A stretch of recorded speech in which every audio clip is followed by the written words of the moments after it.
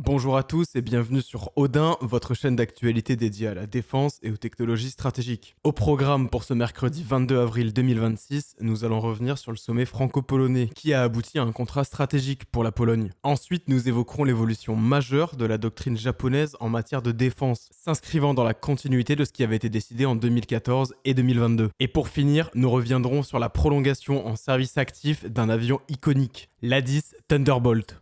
Avec le sommet célébrant la fraternité franco-polonaise, la France et la Pologne confirment leur rapprochement, faisant suite à la signature du traité d'amitié en mai 2025. Lors de ce sommet, plusieurs sujets stratégiques ont été évoqués, parmi lesquels la dissuasion nucléaire, mais aussi la signature d'un contrat renforçant la souveraineté polonaise. Cela fait écho à la volonté d'affirmer la souveraineté européenne dans le cadre du projet Readiness 2030. C'est autour de Thales Alenia, Airbus Défense et Radmor qu'un contrat a été signé, avec pour objectif le développement d'un futur satellite polonais. Ce projet vise à confirmer la souveraineté de la Pologne dans le domaine spatial. Le développement d'un satellite visant à offrir des moyens de communication sécurisés à la Pologne est donc lancé. L'objectif affiché est clair, offrir à la Pologne des moyens de communication sans dépendre d'autres nations. Thales précise dans son communiqué que les segments terre et espace de ce système seront particulièrement protégés contre les attaques cyber. Airbus, Thales et Radmor soulignant l'importance de la future fiabilité et résilience de leurs satellites. Cette alliance nous confirme la montée en gamme de l'industrie de défense européenne qui s'opère depuis bientôt 5 ans, évidemment à des échelles différentes suivant les pays.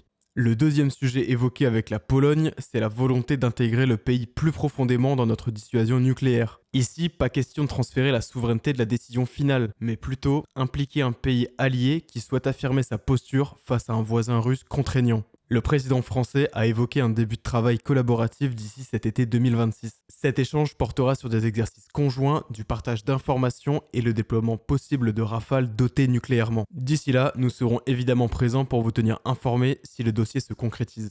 Le renforcement de la posture européenne est une bonne chose côté souveraineté et enjeux industriels. Mais chez Odin, à propos de la volonté d'étendre le parapluie nucléaire à d'autres pays, nous sommes plus mitigés. Encore une fois, notre but n'est pas de modifier votre opinion, mais de la connaître, donc n'hésitez pas à la partager. Au final, cette visite est présentée comme une avancée concrète vers l'autonomie stratégique voulue par l'Europe. En ce sens, Emmanuel Macron a appuyé la candidature d'EDF pour la construction de la deuxième centrale nucléaire polonaise. L'enjeu énergétique étant revenu au centre de l'attention en Europe ces dernières années.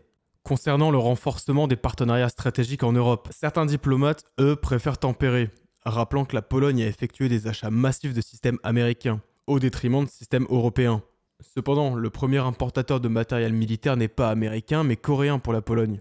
En effet, l'ensemble des contrats signés ces dernières années avec la Corée du Sud représente plus de 25 à 30 milliards de dollars.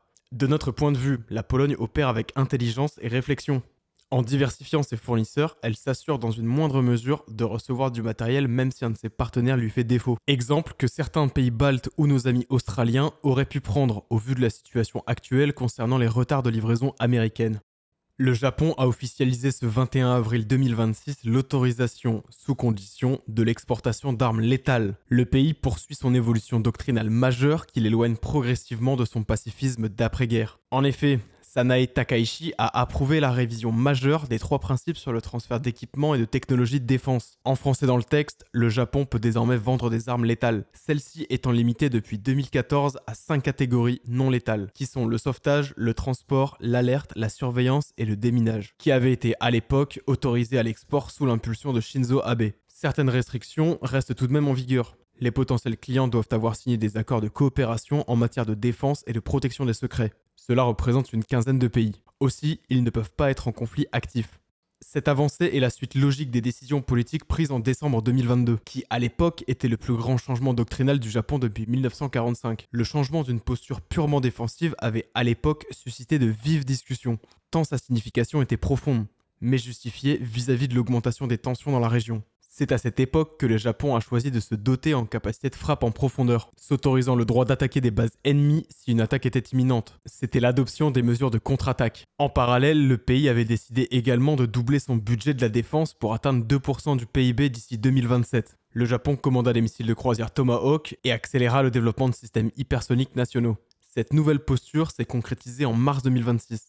Ce 31 mars dernier, le Japon a déployé opérationnellement ses premiers missiles Made in Japan à longue portée, le type 25 SSM et le type 25 HGP, le projectile hypersonique à glissement. C'est la traduction concrète d'un basculement vers une posture défensive active. Et maintenant, en avril 2026, arrive l'étape industrielle de ce virage stratégique. Face à ce changement doctrinal majeur, une question se pose. Pourquoi cette ouverture ? Pour financer et scaler massivement la production des missiles, navires et systèmes nécessaires à la nouvelle doctrine de 2022, mais aussi pour renforcer ses alliés face à la Chine en leur fournissant du matériel de qualité. Parmi les premiers bénéficiaires potentiels, les Philippines. Manny s'intéresse fortement aux frégates d'escorte d'occasion de la classe Abukuma. De son côté, la Chine s'est dite sérieusement préoccupée par ces évolutions, qu'elle qualifie de militarisation dangereuse.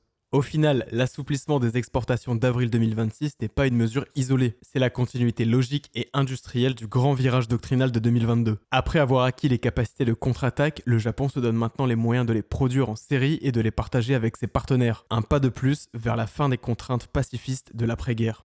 Cette dernière partie concerne une actualité qui est peut-être un peu moins capitale stratégiquement que les deux précédentes, mais qui saura parler à certains en plein cœur, je l'imagine, et moi le premier. L'US Air Force a annoncé le 20 avril 2026 la prolongation en service actif de l'emblématique avion A-10 Thunderbolt jusqu'en 2030. Initialement prévu pour un arrêt en 2026 puis 2029, la date est donc encore repoussée. Entré en service en 1977, de plus en plus de voix s'élèvent pour l'arrêt opérationnel de cet appareil. D'un côté, les forces terrestres souhaitent maintenir une capacité de close air support robuste, tandis que l'US Air Force souhaite investir sur des appareils multirôles. Les considérations économiques entrent aussi en jeu. Maintenir ces avions en état de vol coûte cher. Budget qui n'est pas alloué aux projets actuels et futurs comme le B-21 Raider, les F-35 supplémentaires ou la dronisation de l'armée. Drones qui pourraient se voir attribuer une des anciennes missions de l'A-10, à savoir être des tank killers. Cependant, avec la recrudescence des opérations menées par l'armée américaine, le besoin en capacité de soutien aérien se fait de plus en plus pressant. Il est actuellement très sollicité au Moyen-Orient dans le cadre de l'opération Epic Fury. Porteur d'énormément de mythes et de caractéristiques plus ou moins vérifiables, l'A-10 Warthog est un avion unique qui a su marquer les esprits, que ce soit par son look, ses faits d'armes ou l'iconique mélodie que produit son canon GAU-8